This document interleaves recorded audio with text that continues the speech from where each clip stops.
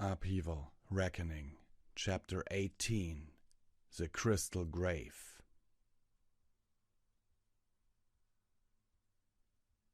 Unicorns, enchantments!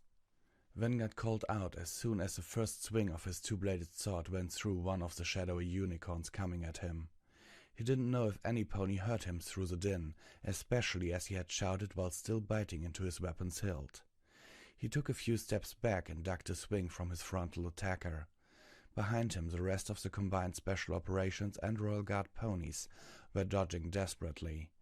Their enemies were numerous and were coming at them from every angle, including directly beneath them. Captain Badark of 1st Squad looked to his unicorn mage, then fired his crossbow at a nearby shadow. The bolt struck a crystal formation a good distance behind his target instead. Enchantments! He shouted. Move it, Moontail! One shade plunged a hoof into a Royal Guard's armored chest. The blackness passed through the metal plating as if it wasn't there. The Royal Guard dropped to the ground, shivering violently and his eyes constricting. His attacker disappeared into the ground to attack another target. A second guard dropped next to him, also shivering. Stand next to me, Moontail shouted. His horn already glowed with magic, while the others desperately tried to get to him with all the shadows flitting about. Shining armor wasn't to be left out. Once he railed the Royal Guards to him, his horn flashed purple, enveloping their weapons and armor. Several feet away, Moontail had done the same. His two-bladed sword now sheathed in magical energy, Vanguard took another swing at one of the shadowy unicorns. This time he felt some resistance, as if he was cutting through felt. His foe let out a furious wail and retreated into the floor. He turned around in time to jump out of the way as two more of them emerged from the ground to grab him. Fall back, he called. Even with the ability to strike at these things, they were still surrounded by enemies that could literally attack from anywhere. Shining armor sent a shadow hurling back with a bolt of magic. His fellow guards fought back valiantly, but it was clear to Vanguard Clash that they were looking to back away. He spotted one guard, Goldleaf, about to be overwhelmed by a couple of shadows. He encapsulated Goldleaf in a spherical barrier, forcing the assailants to seek other targets. The barrier disappeared after a second more, allowing Goldleaf to stumble towards his fellows. "Riot!" one of the shadows wailed. "The new slaves are rebelling! Call the far pony!" With shadows still closing in, Vanguard sped out his weapon into his hoofs and turned towards Moontail. "We need a spell that can sweep groups of them," he said. "Not really my forte, Vanguard Clash," Moontail said as he blasted another shadow flying towards him. "Although I've got a fire spell that could work reasonably well." Fire, Vanguard thought. He didn't know how well it would even work. These things seemed to be made of nothing but darkness and cold. Perhaps a blast of heat and light could take them out.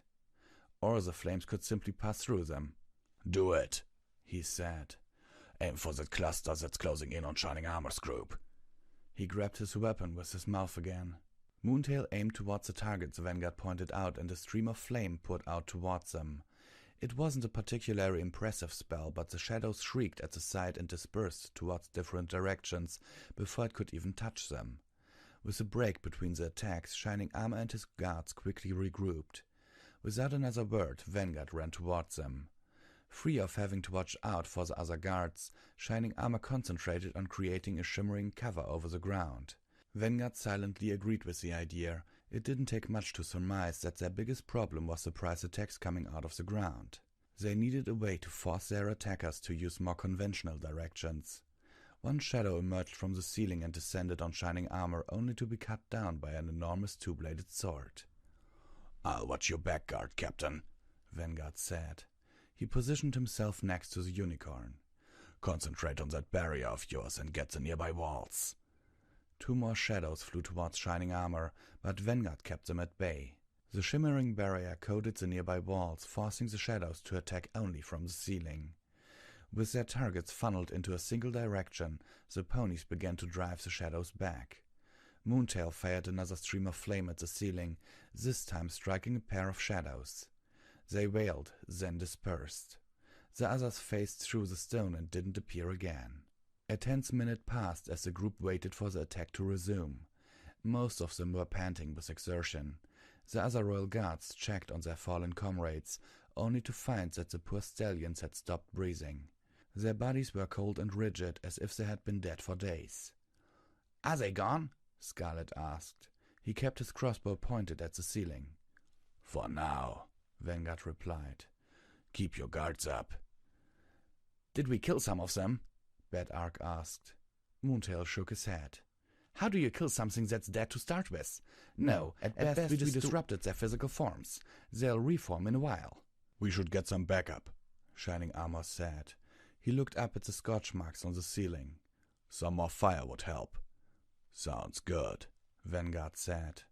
He looked to some of the guards and one of the ponies from First Squad. The shadows managed to graze them with their freezing, incorporeal touch, and they complained of pain and itchiness. Having spent most of his life in the northern barrier land, he knew Frostnip when he saw it. These ponies were lucky that what they got was the equivalent of a minor scratch from their ghostly enemies. "Bad time to lose Third Squad's Unicorn Mage, then," Bad Ark said. He stretched out his wings while they continued to watch for a sudden return. "Just when we need a fire specialist, the best one in the entire Legion dies." The rest of the squad glanced at Vanguard nervously, but he didn't as much as flinch. "I'm sure Pyrevala regrets that her being incinerated inconveniences you, Captain Bad Ark," he replied. Bad Ark didn't seem aware that he might be treading on a sensitive subject, or he simply didn't care as he went on. After a couple more minutes without any sign of the enemy passed by, he spoke again. "Wasn't Third Squad going to get Twilight Sparkle as its new Unicorn Mage? I've seen her fire spells. Even she would be a boon to this mission." Shining Armor's eyes widened. "Twilight Sparkle?" he asked. "What's this about Twilight Sparkle?" He turned towards Vanguard, who gave him a stern look in return. Without saying a word, Vanguard Clash delivered his message. Mission first. The whole group began to head back, and Vanguard Clash found Shining Armor walking beside him. The unicorn's reaction to Twilight's name was intriguing. He wanted to know how the two were related, but he had a mission to deal with first. Fortunately enough, Shining Armor matched his professionalism. Before the group could continue ascending the slope, a cold draft suddenly blew from deeper into the mine. Vanguard pulled out his two-bladed sword. "Fenrir's hide," he growled. "Looks like they're not done yet." Shining Armor raised his barrier again, this time covering all sides of the tunnel to make sure that their enemies came at the front. Vanguard considered asking for individual shields, but he doubted Shining Armor's ability to maintain so many, as well as the shielded pony's ability to move once inside those things. Even what they were doing now was a flawed defense. These things could go under the ground and then emerge from behind them where Shining Armor's barrier didn't cover. He hoped that the enemy wasn't particularly good with strategy or adapting. The cold intensified as the wind picked up. An eerie, high-pitched howl assaulted their ears, leaving them wondering if it came from the ghosts or merely the distorted sound of the wind passing through the mine's tunnels. The answer to that came soon enough. First was the same swarm of shadowy ghosts that they had thought they had driven back. This time the shadows didn't attack. They swarmed about in front of the group like a black cloud of angry bees. Every pony raised their weapons and the unicorns refreshed their enchantments. That there seemed to be even more of the things was not lost on them. "This rebellion ends here." The voice boomed from the far end of the tunnels, shaking the entire tunnel. Bits of dust from the ceiling fell on Vanguard Clash. He didn't have time to pay too much attention, however. He could see something approaching. The lights from the crystals at the far end seemed to be extinguishing themselves at first until he realized that it wasn't the crystals. A great darkness was heading for them. "For Pony!" one of the shadows wailed. The blackness seemed to coat the sides of the tunnel at first. Then it extended like living ink, coalescing in the middle of the swarming ghosts. A second later, an enormous shadowy unicorn filled the tunnel. This was no mere shadow, however. It erupted into a blaze of black fire. Even from a distance, Vanguard could feel the cold radiating from the thing. Also, unlike the smaller versions, this one had a pair of eyes. 2 orbs of blue flame shone from its head. "The Four Pony," he muttered. Maybe if we take it down, the others will scatter for good. Or we could get ourselves surrounded and killed while committing to that attack, Shining Armor replied. He watched as Moontail cast his fire spell at the enormous shadow. The stream of flame barely seemed to hurt its target, quashing any notion of defeating the thing head-on. The giant shadow let out a ferocious wail that sent the walls shaking. More dust fell on them. "We have to get out of here," he said. "It's going to collapse this tunnel." "Come on," Bedark shouted. The others made a run for it, while he and Scarlet Rabbit fired their enchanted bolts at the shadows. Shining Armor dismissed his barrier and retreated as well. The enormous blazing shadow took in the bolts fired at it, as if the Pegasi had been firing at a pool of ink. It wailed again, shaking the tunnel some more. "Look out!" Vanguard shouted. A large section of the ceiling above Shining Armor broke loose. He dove for it and pushed the unicorn out of the way. The chunk of rubble broke through the floor, leaving behind a gaping crevice as it continued to fall.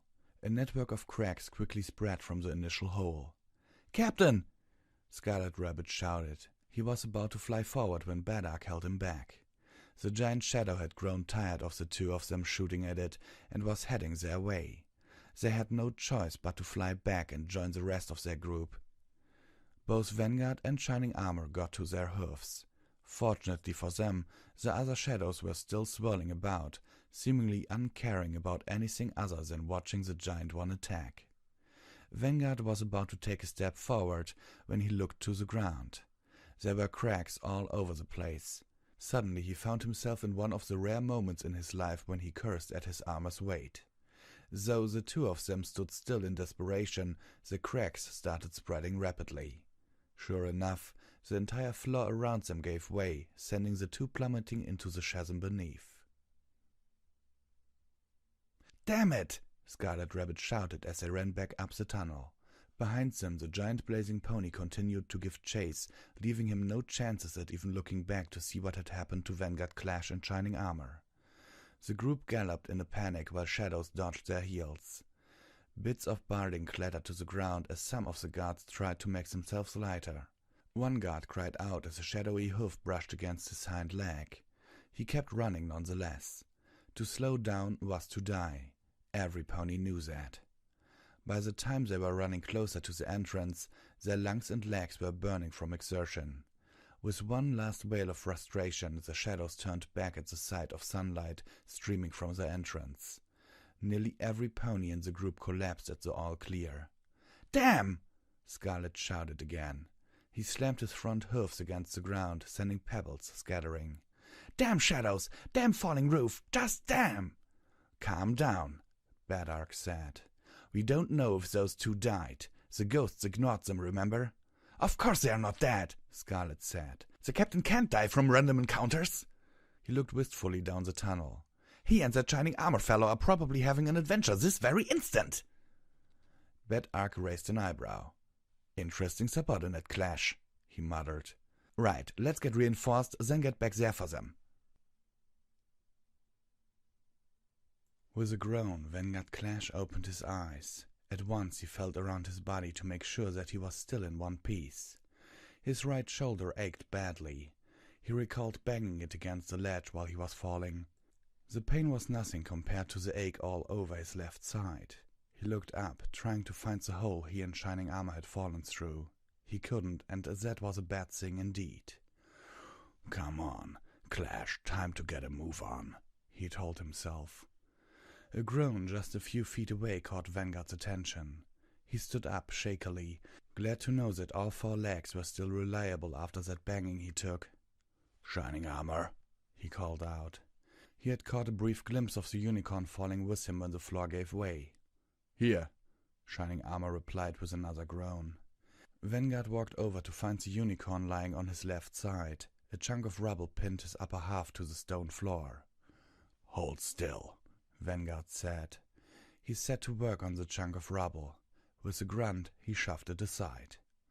Shining Armor tried to rise, only to stumble when he put some weight on his left foreleg.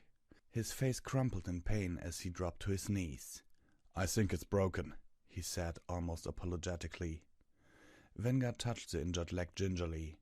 He could still feel the bone as a whole. "Probably just a fracture," he said. "Come on." He offered a shoulder to help the unicorn stand. "We are deep in the bowels of a long-abandoned mine. I'm injured and there's a swarm of pony ghosts still lurking about," Shining Armor said wistfully. "Any ideas, Captain Vanguard Clash?"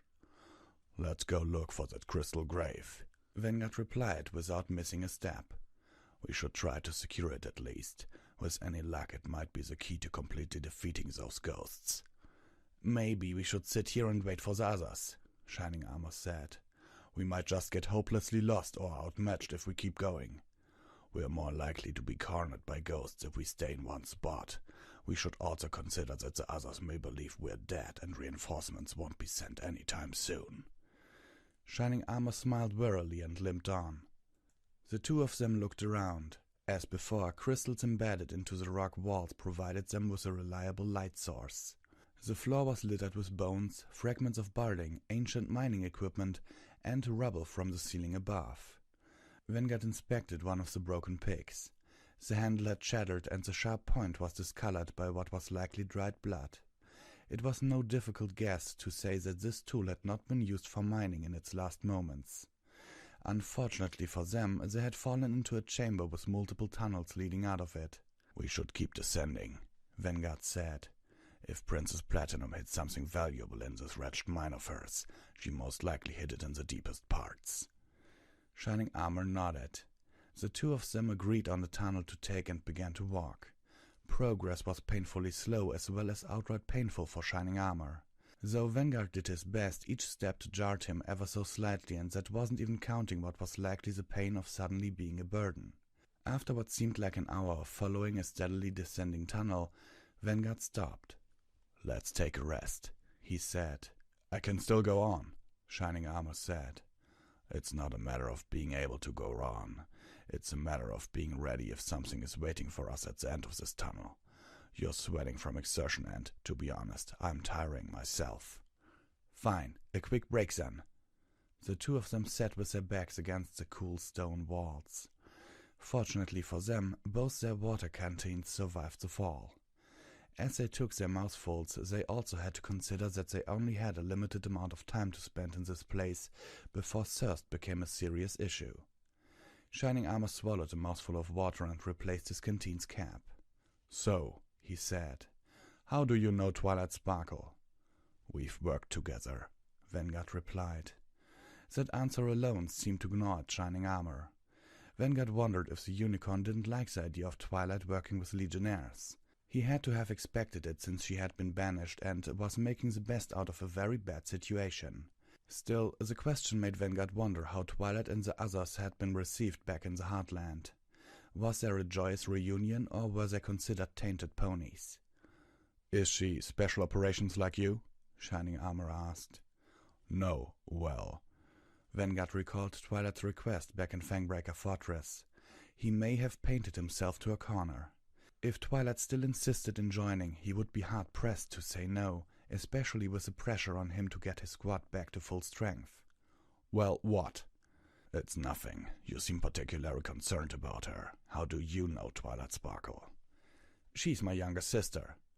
It was Vanguard's turn to be a bit disturbed. "Twilight never told me that she had a brother."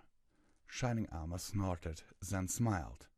"Don't take it badly," he said. "She didn't tell her best friends about me until I invited them to my wedding. Anyway, how did you meet her?" "She fell out of the sky and landed on my vice captain." Shining Armor chuckled a bit. "Thank you," he said. "That means that you were among the first ponies she met when she went to that place, and she's managed to make it back safely." "Save your thanks for until you've heard the whole truth, Captain Shining Armor," Vanguard replied. Shining Armor looked at him questioningly, but he refused to pursue that thread of conversation for now. "She's a good pony, your sister." "Tell me something I don't know." Vanguard avoided looking at Shining Armor. He did have some things to say that the unicorn probably didn't know, but he didn't bother saying it. Shining Armor wouldn't believe him anyway. After several more minutes, he helped the unicorn stand up. "Let's keep going," he said. The tunnel began to descend sharply, forcing them to go even slower, just to make sure that they didn't lose their footing. It was noticeably getting colder as well. They tensed as they kept walking, expecting the giant shadowy unicorn to emerge any second. It seemed like an unwarranted fear, however. Nothing had shown up so far. They had continued descending, and they were instinctively following the cold. When they took one side tunnel and felt it become warmer, they double-backed and took another one. After what felt like another hour, they noticed another thing. The narrow passages were getting wider. As they continued to follow the passageway, they spotted an eerie grayish-blue light shining from the end of it. Vanguard's weapon was firmly clamped in his jaws, and Shining Armor's horn was aglow as the light came closer. When they reached the end of the passageway, both of them stopped in awe. The passageway opened up to a massive, brightly lit chamber. The ceiling was nearly high enough not to be seen. Instead of a natural cavern floor, they were faced with a carefully cut and polished gemstone floor. The walls were worked white stone, polished to the point that they felt like glass. Then there was a gigantic crystal that dominated the cavern. The two could only stare at the thing, a blue-gray crystal that appeared as a sphere first, until they got a better view of the thousands of facets on it. It was easily 20 feet in height and nearly as wide. Some sort of magic suspended it in mid-air and rotated it very slowly. It wasn't the size, beauty, or strangeness of the crystal that held the two immobile, however. As they continued to stare, they began to see that there was something inside the crystal, some vaguely familiar shape. Both Vanguard and Shining Armor tore their eyes away from the crystal long enough to look around for danger. As they had feared, dark shapes began to swirl towards the crystal from the ceiling. Their first reaction was to immediately back down the tunnel to hide. One by one, the shadowy unicorns surrounded the thing silently. They had not been noticed, it seemed. "Is that the crystal grave?" Shining Armor whispered. "What do you think it has to do with those ghosts?" "Maybe the name is more literal than we expected," Vanguard whispered. The hidden archives were vague on details, but he could tell that it was hardly a mana battery. And that thing inside. Perhaps there was more to this thing than what had been mentioned. The giant form of the Four-Pony emerged from the ceiling, joining the smaller ones encircling the crystal. "Any plan?" Shining Armor asked. Vanguard smiled wearily. "Didn't quite expect to make it here without complications," he said. Shining Armor focused on the crystal, likely going through his spells for something useful. "Shining Armor," Vanguard said. "Huh? How long can you hold that barrier of yours?" "Days if I have to." "Think you can encapsulate that crystal?"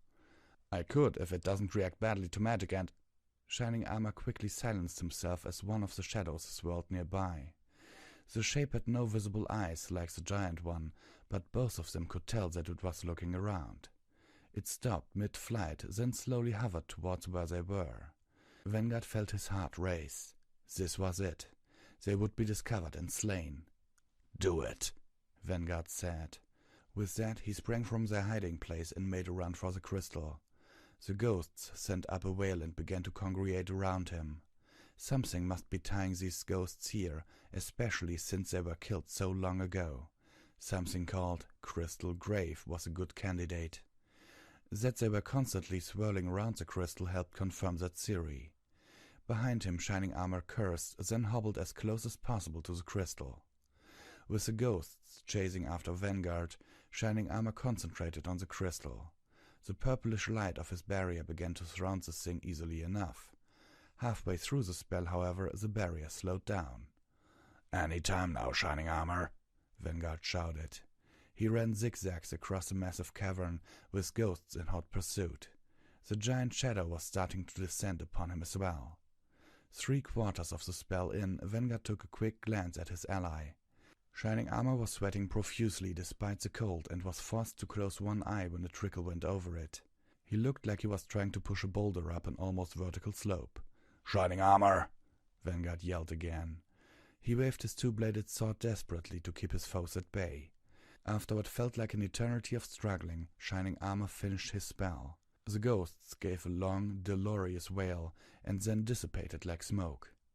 Panting, Vanguard walked over to Shining Armor. "Cutting it a little close, Unicorn Guard Captain?" he asked. "You're not a frozen corpse, are you?" Shining Armor replied. "That's good enough." "How are you holding up?" It's easier now that I actually completed it. Still, I hope our reinforcements have some willow bark with them. Shining Armor stared at the crystal. I have to say I'm glad that my wife and my sister hadn't gone deep enough to encounter these things when they were stuck in the mines, he said. Vanguard didn't reply. That was a curious incident that Shining Armor casually mentioned. Perhaps he could hear more about it once they were safe. Twilight Sparkle wouldn't have been able to proceed deeper anyway. Their group encountered Lexarius' protective seal while they were descending and had to use an incantation to attune themselves to it and pass through. Without any threats so close, the two of them could now focus on staring at the crystal.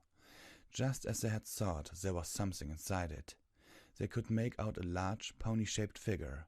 They could see a long horn. Wings.